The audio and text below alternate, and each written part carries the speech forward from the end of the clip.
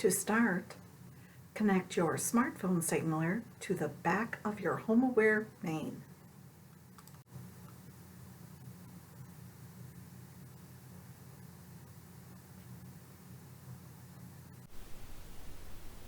Now download the app from either Google or Apple.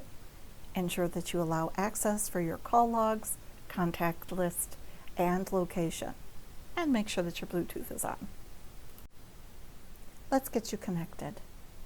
Open up the app, touch the screen where it says Connect Device.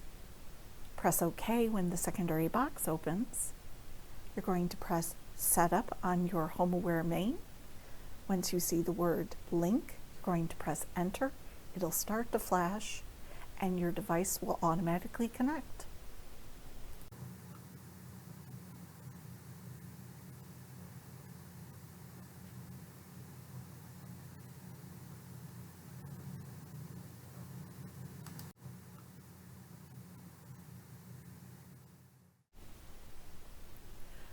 When you receive a notification, such as someone at the door, your device will notify both the system main and your smartphone.